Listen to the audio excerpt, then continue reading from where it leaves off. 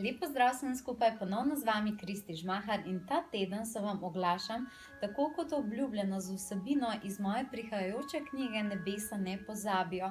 Obljubila sem vam v mojem prejšnjem video sporočilu, da bomo ta teden pogledali eno stvar, ki v tem času veliko ljudi bega oziroma veliko ljudi ima natanko eno vprašanje: ali bo res vse v redu? Veliko ljudi se je zadnje čase vprašalo to o naši prihodnosti, o našem naslednjem dnevu, ali res obstaja boljši jutri, ko se okoliščine nekako združijo in zaplešajo in probajo prepričati o nasprotnem. Moja nova knjiga Nebesa ne pozabijo je prav posebni nebeški biser in komaj čaka, da izide, da vam lahko dam v roke to nebeško darilo. In ta knjiga odgovarja na toliko vprašanj o ljubezni, o odnosih, o čustvih, o nas samih, o financah navsezadnje, o naših karierah, o naših ciljih, o tem, kaj zemlja je, zakaj smo tukaj, ali je res vse v redu. In preden sama knjiga izide, sem želela z vami deliti en manjši odsek iz nje, potem pa bom povedala, kaj bom z vami delila tudi naprej, kajti ta knjiga je napisana v obliki intervjuja, to pomeni vprašanje-odgovor, in to bomo danes obdelali. Potem pa čisto vsako poglavje nosi tudi prav posebno zgodbo in te zgodbe so naravnost čarobne. Več o tej zgodbi bom pa povedala kasneje. Ampak sedaj pojdimo k tistemu, kar sem seveda obljubila. Torej, mojo mamo, ki je nekoč hodila po zemlji, sedaj pa sveti v nebesih, sem vprašala o tem, ker sedaj ima seveda to percepcijo, kaj pomeni biti človek, kaj pomeni imeti te težave tukaj, se soočati z lekcijami in navsezadnje tudi z lepimi trenutki in kakšno je potem dojemanje, ko enkrat preideš v višje stanje zavesti in lahko pogledaš tudi iz drugih nebeških oči. Torej, vprašala sem jo: mami, se lahko pogovoriva o tisti klišejski svetlobi na koncu predora in da se na koncu obrne vse najboljše? Vse mar ne? Je rekla. Zagotovo, da se. Mene pa zanima predvsem tisti del predora, kjer se ti zdi, da si ujet. Namreč, preden v vsakem življenju pripotuješ do konca, se velikokrat znajdeš v zelo temnih delih predora, v katerih imaš občutek, da ne moreš dihati in da predoru ni ne konca, ne kraja, ko res ne vidiš svetlobe v njem. Zdi se mi, da nam je lažje govoriti o tej svetlobi, če spodbujamo nekoga drugega ali pa takrat, ko je vse že mimo. A v samem predoru je lahko dokaj strašljivo. Mami, zakaj je temu tako? Odgovorila je: zaradi močnih strahov, ki so tako kot vsa ostala čustva samo informacija, da je nekaj potrebno spremeniti ali da se je treba premakniti naprej. Strašljivo so videti zato, ker le redko kdo nanje gleda kot na informacije. Ponavadi uberejo pot iluzije, sledijo prepričanju, da je v predoru zlikovec, ki čaka le nanje in da ne bodo niti dojeli, kaj jih je doletelo, ko jih bo zagrabil. Natanko tako, ja. Ali se je temu moč izogniti? Izogniti? Ne trdim, da ne pride do soočenja s predorom, trdim le, da ni potrebno pričakovati zlikovca v njem, še manj pa, da predor nima konca. Kako to storimo? Da se prenehate upirati in da tudi v temi usmerjate pogled na iskanje svetlobe. Težava tiči v tem, da je to v trdi temi velikokrat težko narediti, a vse, kar pričakuješ, tako tudi povabiš. Svet teme je izjemno močan, rečemo mu tudi depresija, obup in podobno.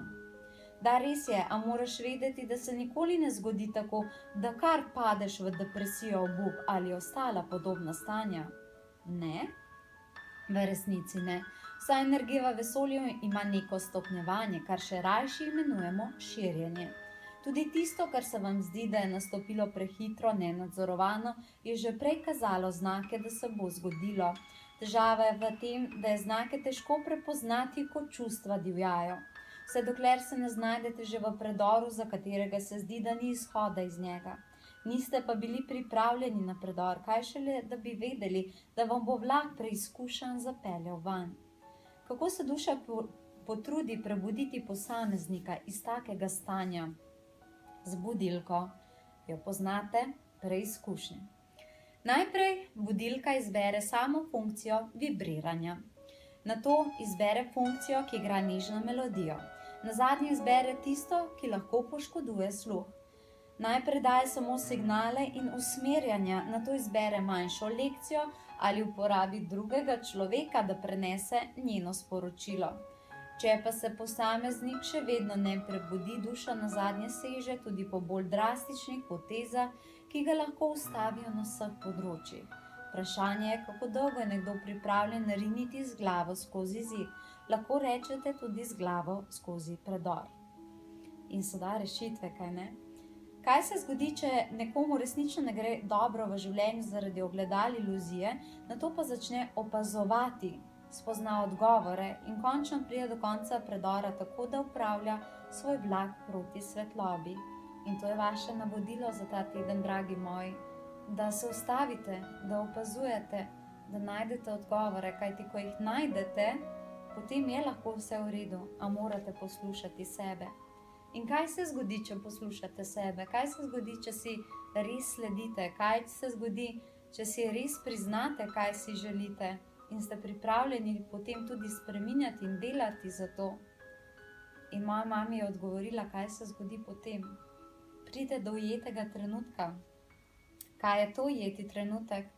Ujeti trenutek je trenutek prave eksplozije energije. Gre za eksplozijo tiste energije, katera je bila prej ujeta kot v steklenički. Čep na vrhu stekleničke je prepričeval energijo, da je ujeta, a ona se ni zavedala, da ima v sebi tolikšno moč, da lahko čep kadarkoli izpodrine in si utre pot na svobodo. Ko se tega zave, pride do ujetega trenutka. Vse se postavi na pravo mesto in če se je prej zdelo, kot da se vse zarotilo proti tebi, se sedaj vse obrača ravno v nasprotno smer. Temu nekateri rečejo, da ti je padla sekira v med. Energija se je sprostila. Lahko gre kamorkoli in ustvari karkoli. Ujeti trenutek predstavlja konec predora. Je tisti trenutek, ki si ga čakala vso pot skozi temo. Ujeti trenutki obstajajo. Za vse, ki jih iščete, za vse, ki jih vedno iščemo, in prav je tako.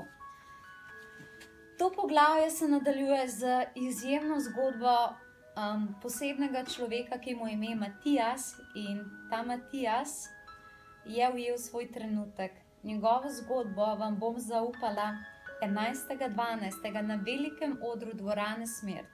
Dvorana je že skoraj polna.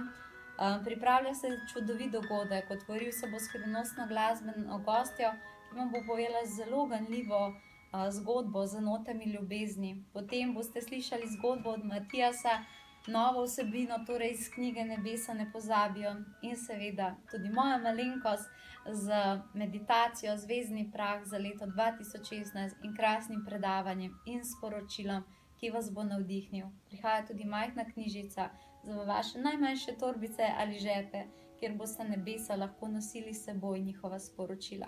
Upam, da za ta teden, da vas je tole navdihnilo, upam, da boste se malce vprašali o vaših odgovorih in tako zaplavali proti svojemu ujetemu trenutku.